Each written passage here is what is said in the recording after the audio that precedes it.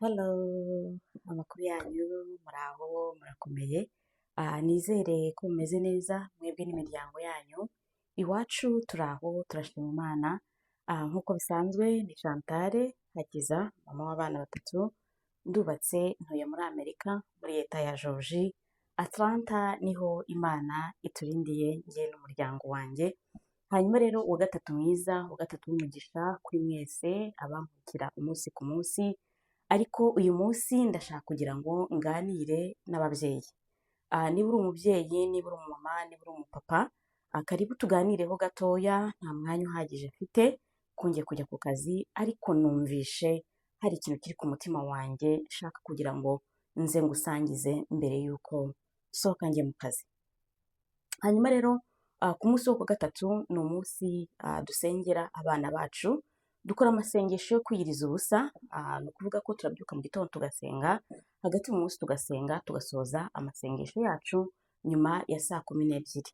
Wowe ufatira ku masaha y'aho utuye, hanyuma tukagendana. Abari muri gurupe dufite umukozi w'Imana aza akatohereza ijambo ry'Imana, tugakomerezaho. Burya iyo ufite ijambo ry'Imana biranakorohera kugira ngo ushobore kubana n'Imana.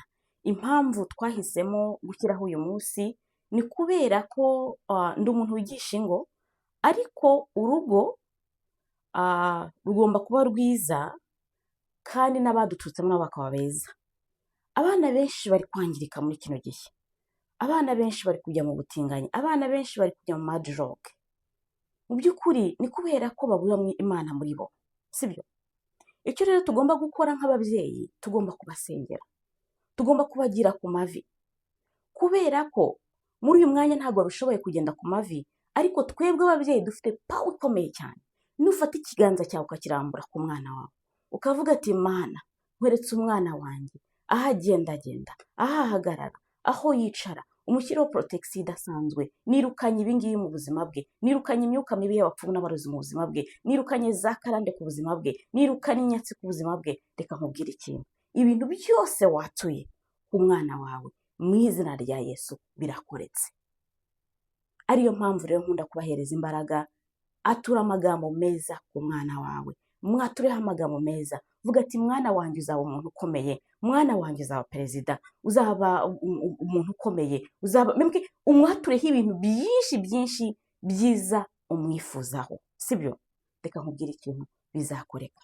Ariko noneho kugira ngo bizakoreke koko nk'uko wabyatuye, senga, byose bivuge ubitura Imana, ubitura Imana, ubisaba Imana, ni ukuri ntakubeshye bizakunda. Hashize imyaka 6 dusengera abana bacu, twabonye impinduka zidasanzwe. Umwana wacu wa mbere afite imyaka 17, uwa gatatu afite imyaka 15, uwa mbere afite imyaka 17, uwa kabiri afite 15, uwa gatatu afite imyaka 13. Murumva yuko turi kurera abateenager, abadolescent.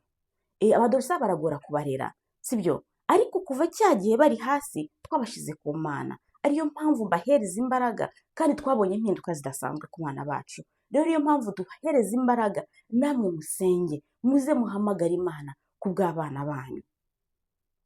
Reka nkubwire ibintu ugomba gusengera mubyeyi uri kunyumva muri uyu mwanya. Mu gitondo byuka usenge, ushimire Imana yuko yaguhaye abo bana. Mbere yuko utangira gusenga, ujye ubanza ushimire Imana, uyishimire yuko yaguhaye abo bana. Hariho benshi bashatse abana bababuze. Hanyuma nurangiza wiyeze, uvuge ati Imana mbabarira. Hanyuma nurangiza ubatura Imana, uvuge ati Imana ndakwereka abana banjye, komeza kubandindira aho bagendagenda, aho bahagarara, aho bicara. Ndirukana imyuka mibi y'abapfumu n'abarozi ku bana banjye, ndirukana za karande ku bana banjye, ndirukana inyatsi ku bana banjye. Iza ikabaka ubwenge bwabo, iza ikabaka intuze, inyatsi iza ikabaka intuze umugisha wabo. Nurangiza ubasabire inshuti nziza, inshuti z'umugisha, babe urumuri rwiza ku bandi bana, bazaba umutwe ntibazaba umurizo, sibyo? Hanyuma hari hagati mu munsi nabwo wongera usenge, wature bya bindi bimwe na bimwe ntazi, ariko ibwo nkubwibya in general, ariko hari ibindi ntazi, ubyature ku mwana wawe. ndababaye cyane kuba mbona abana bo muri sosiyete yacu, umwana 12, umwana w'imyaka 13, 14 yabaye umutinganyi. Umwana w'imyaka 12 kuzamura yagiye mu madrog, yamaye nk'ikizezenge. Kubera iki?